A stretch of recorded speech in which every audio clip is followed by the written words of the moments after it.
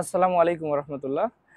আজকে তোমাদের সামনে যে ভিডিওটা নিয়ে এসেছি সেটা হচ্ছে পলিটেকনিক প্রথম পর্বের বেসিক ইলেকট্রিসিটি এই বইটার সাজেশনমূলক একটা ভিডিও নিয়ে।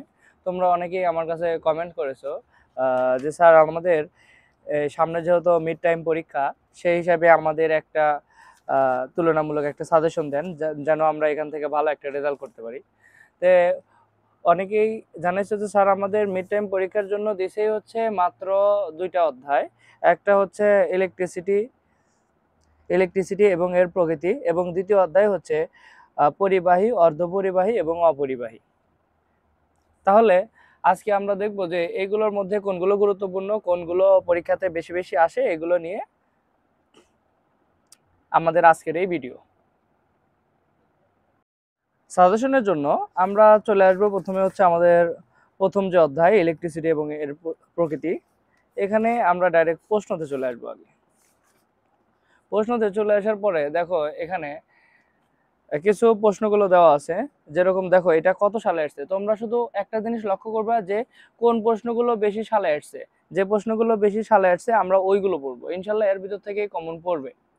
দেখো এখানে যে প্রশ্নগুলো দেওয়া আছে, পরমাণুর স্থায়ী মূল কণিকাগুলো কি কি, এটা তোমরা 9-10-এ পড়ে আসছো, 9-10-এর সাথে অনেকটা সামঞ্জস্যপূর্ণ। এরপরে এখানকার যে প্রশ্নটা, এই যে দেখো এগুলো কত সালে আসছে, কত সালে এগুলো আসছে। তাহলে কোনো প্রশ্নই কিন্তু তোমাদের স্কিপ করা যাবে না, একদম ফুল পড়তে হবে, কোনো প্রশ্ন স্কিপ করা যাবে না। তোমাদের ফাইনাল সেমিস্টার পরীক্ষার জন্য, তারপরে মিড টাইম পরীক্ষার জন্য, এগুলোর জন্য কিন্তু তোমাদের খুবই খুবই খুবই গুরুত্বপূর্ণ। এরপরে আসো এখান যেগুলো দেওয়া আছে, বিশেষ করে তোমাদের একটা জিনিস বলে দেই, সেটা হলো এখানে যে প্রশ্নের সাথে দেখো লেখা আছে পরি। এই পরি গুলো যদি না পড়ো তাও কিন্তু হয়ে যাবে, শুধু পড়বো হচ্ছে বাকাশি বোর্ড, যে লেখা আছে বাংলাদেশ কারিগরি শিক্ষা বোর্ড, এই বাকাশি বোর্ডগুলো শুধু তোমরা পড়বা। আচ্ছা, এরপরে অতিরিক্ত হলেও যদি সময় থাকে তোমরা পড়তে পারো। এরপরও এখানে দেখো, লক্ষ্য করো এখানে আরো আছে সংক্ষিপ্ত প্রশ্ন। তাহলে তোমাদের আগে কিন্তু আমি বলেছি যে তোমাদের প্রশ্ন হবে হচ্ছে 3 ক্যাটাগরি। একটা হবে অতি সংক্ষিপ্ত প্রশ্ন, তারপরে সংক্ষিপ্ত প্রশ্ন এবং রচনামূলক প্রশ্ন। যে সংক্ষিপ্ত প্রশ্নের মধ্যে দেখো এই একটা প্রশ্ন, মাত্র একটা প্রশ্ন, দেখো এই কপার পরমাণুর ইলেকট্রন বিন্যাস দেখাও। এইটা দেখো কত ভাবে পরীক্ষাতে আসছে, তোমরা যদি লক্ষ্য করো যে 22 আসছে, 12, 20, তারপর 17, 22, 23, তারপরে 23 সালে বাঘাশি বোর্ড, 23 সালে, কত সালে দেখো এই প্রশ্নটা আসছে। একটাই কিন্তু প্রশ্ন, একটাই কিন্তু প্রশ্ন, দেখো আসছে কত সালে। এরপরে যদি আমরা আরেকটু লক্ষ্য করি তাহলে দেখতে পারবো এখানে যে 2 নাম্বার প্রশ্নটা, 2 নাম্বার প্রশ্ন, 3 নাম্বার প্রশ্ন, তোমরা একটু স্ক্রিনশট দিয়ে রেখে নিয়ে বইয়ের সাথে মিলিয়ে নিবা। এরপরে 4 নাম্বার প্রশ্ন দেখো, তারপর 5 নাম্বার প্রশ্ন খুবই খুবই খুবই গুরুত্বপূর্ণ। দেখো 5 নাম্বার প্রশ্নটা দেখো 5 সালে, 13 সালে, 14 সালে, 10 সালে, 17 সালে এগুলো আসছে, এগুলো কিন্তু খুবই খুবই খুবই গুরুত্বপূর্ণ। এরপরে এখান থেকে দেখো এখান থেকে এই প্রশ্নটা আছে, 6 নাম্বার প্রশ্ন, 7 নাম্বার প্রশ্ন, 8 নাম্বার, 9 নাম্বার, এগুলো না পড়লেও চলবে। এরপর রচনামূলকে এসো, মোস্ট ইম্পর্টেন্ট সেটা হচ্ছে রচনামূলক প্রশ্ন। রচনামূলকের প্রশ্ন দেখো 1 নাম্বারে আছে যে কারেন্ট, ভোল্টেজ এবং রেজিস্ট্যান্স বলতে কি বোঝায়, এদের প্রতীক ও ব্যবহারিক একক ও পরিমাপক যন্ত্রের নাম লেখো। এটা কিন্তু খুবই গুরুত্বপূর্ণ, এই প্রশ্নটা কিন্তু খুবই গুরুত্বপূর্ণ। এরপরে এইটা হচ্ছে সবচেয়ে গুরুত্বপূর্ণ, এই 2 নম্বর প্রশ্নটা দেখো, 2 নম্বর প্রশ্নটা ভালোভাবে লক্ষ্য করো।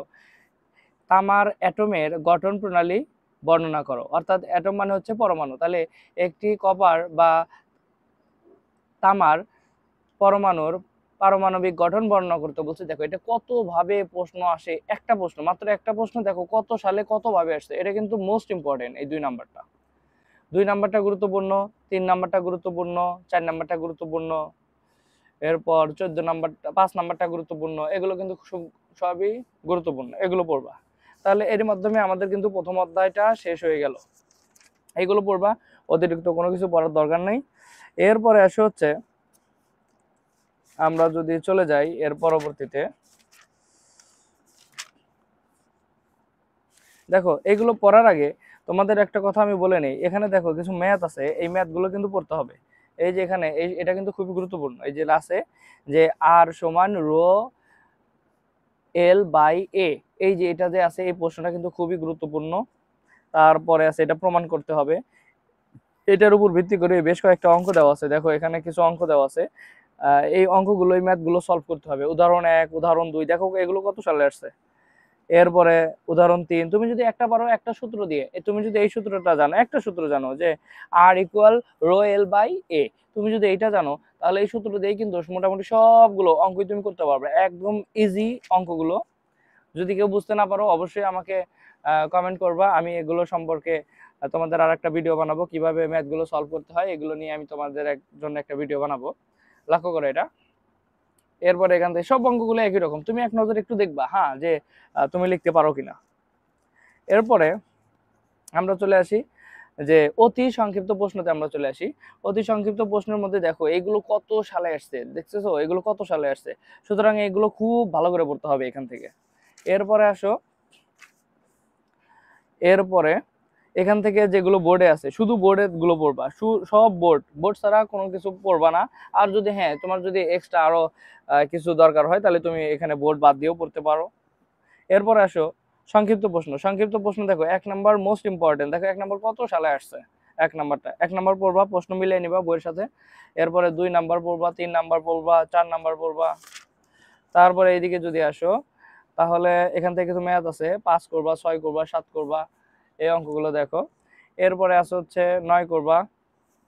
এখান থেকে মোস্ট গুরুত্বপূর্ণ যে অঙ্কটা সেটা হচ্ছে ওই যে তোমাদের আগে একটু বললাম, সেটা হচ্ছে এই ম্যাথটা সলভ করতে হবে, কিন্তু এই ম্যাথটা আমাদের সলভ করতে হবে। এই ম্যাথটা এই যে প্রমাণ আছে এই প্রমাণটা আমাদের করতে হবে। এরপরে আছে রোধের সূত্রগুলো কি কি, রেজিস্ট্যান্স সূত্রটি বিবৃতি করো, প্রমাণ করো। এই যে 2 নাম্বারটা খুবই খুবই খুবই গুরুত্বপূর্ণ।